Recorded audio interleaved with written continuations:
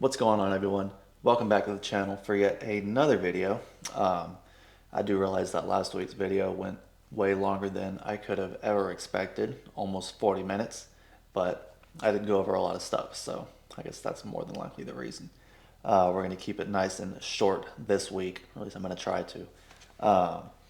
This week we're going to be talking about the Snap-on 100 tooth ratchet, the F100, depending on which one you have. I'm gonna give my thoughts and opinions on it, what issues I've had with it, what it's good at, and how it stacks up to the tried and true Dual 80 from Snap-on, as well as a few other ratchets that aren't from Snap-on. So yeah, 3/8 ratchet is obviously near and dear to every mechanic's heart. So there's so many different versions of them out there, from expensive to cheap, from US made to China. So let's go ahead and get into it.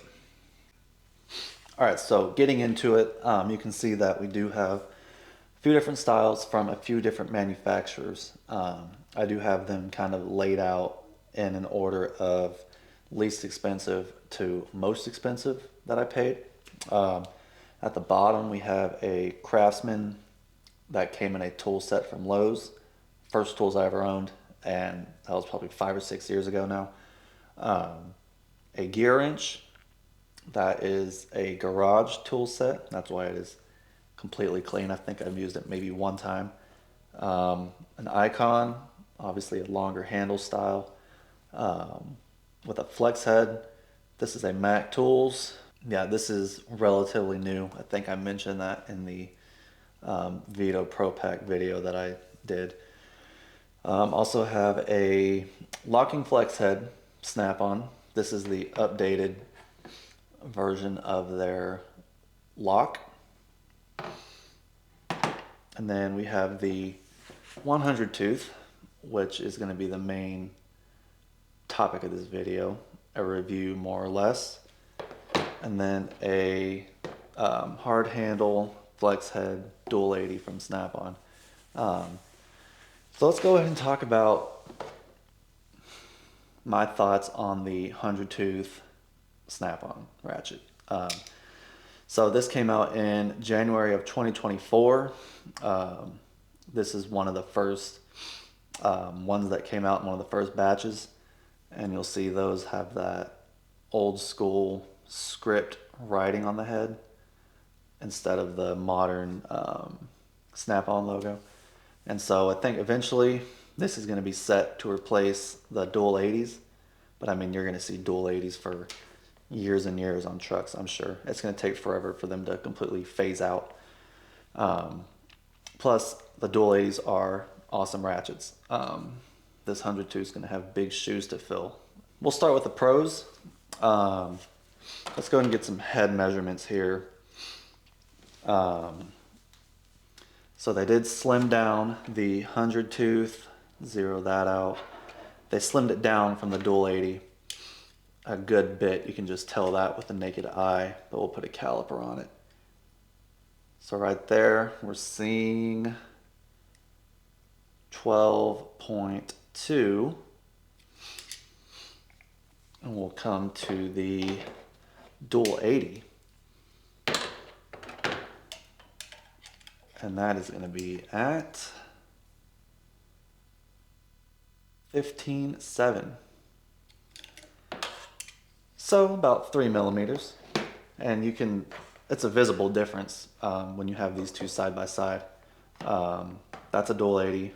I want to do the gear wrench as well, because gear wrench makes great ratchets. And that head size is obviously very slim on them. So 12.7. And what was this Snap-on again? I can't remember. That Snap-on was at 12.2. That's right. So that's interesting. I didn't know that actually until I just put a caliper on them. I always thought the gear wrench was still going to be more slim than that. Now we're going to do the Icon as well, just because Icon in the stores, you'll see Harbor Freight post comparisons to the expensive stuff. So 15.2, I believe the dual 80 was what, 15.7?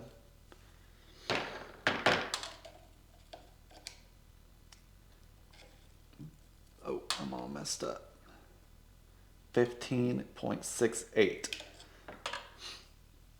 So yeah, the Icon's actually a little more slim than the dual 80.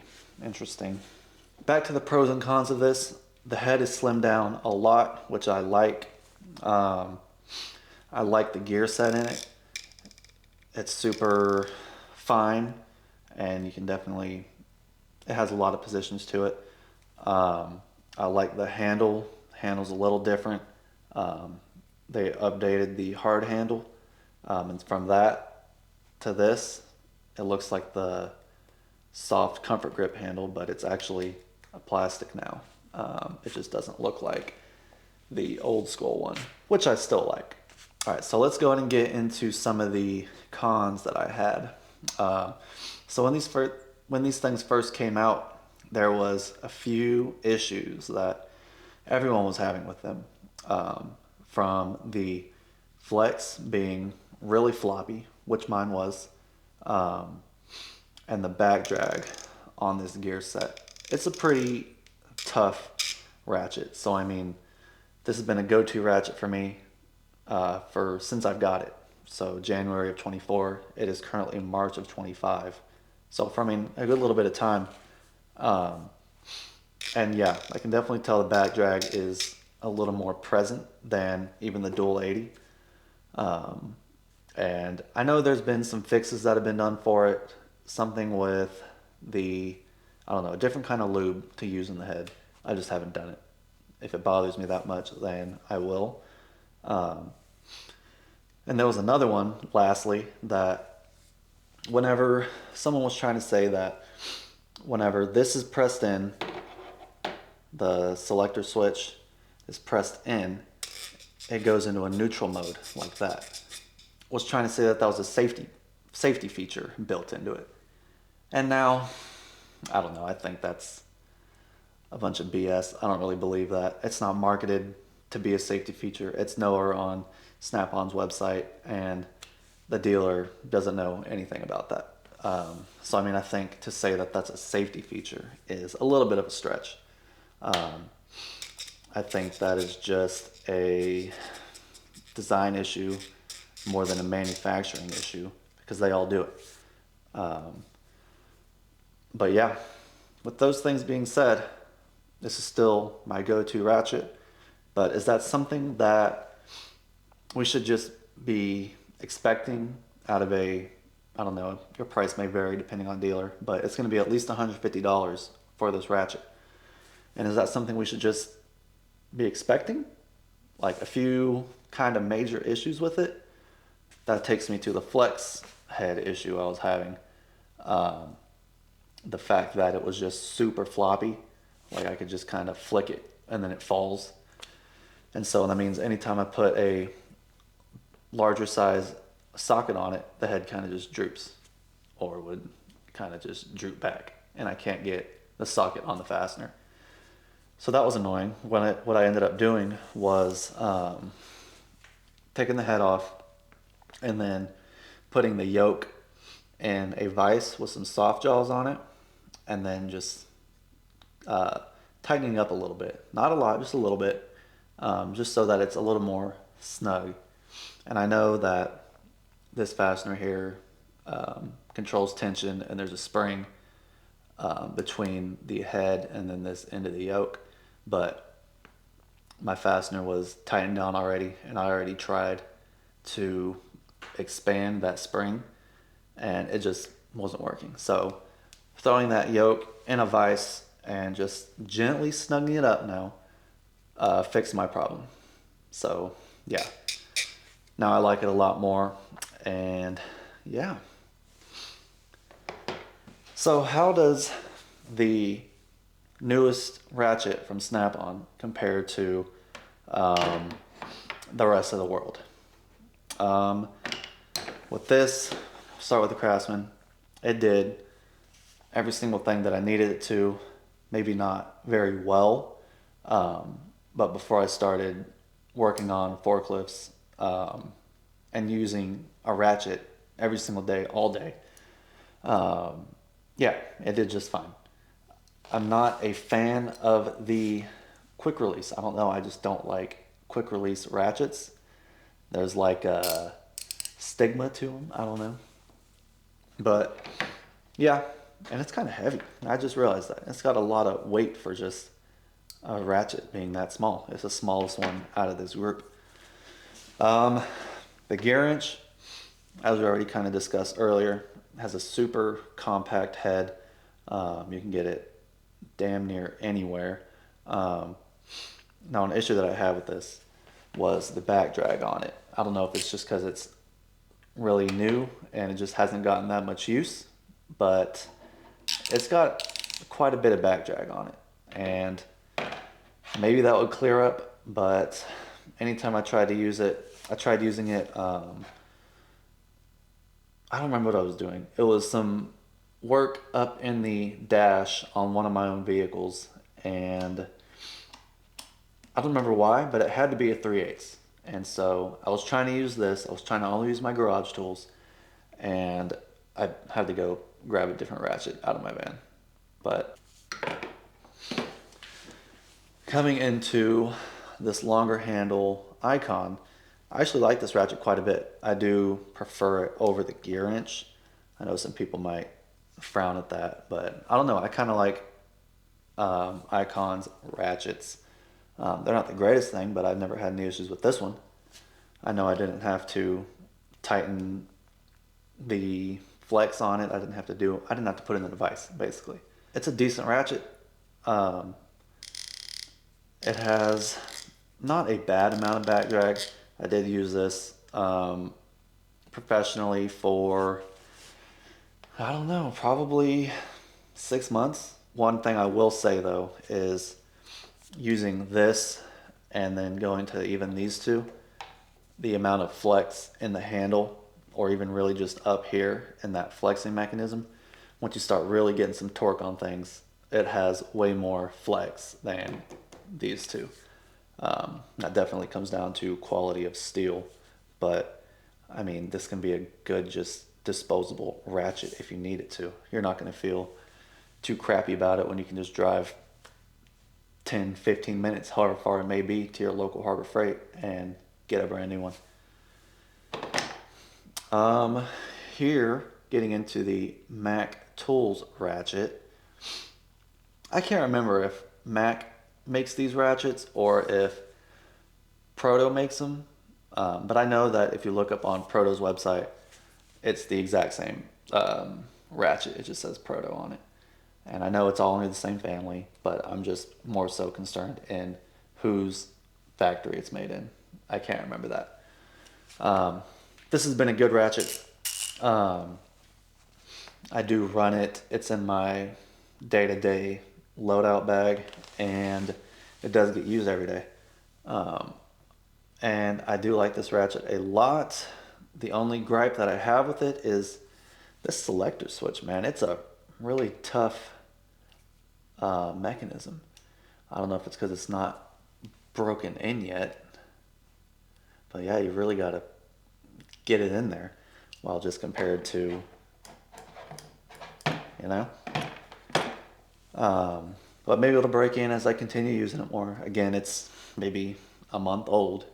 Got a nice gear set on it, and if you don't want to buy Snap-on stuff, this will be a little cheaper. Not by much, but it is still going to be a lifetime warranty and decent ratchet.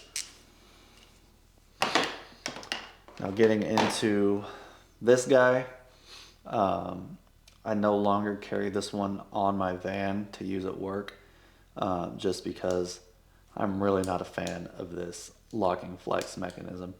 I much rather prefer the older one that this is replacing, that has the little button here. So you would pull that button down and that would lower your head, or you could even pull it down to the right and the button would stay in that position, and that would leave the head in a free position. What I did kind of like about it was that it has those notches.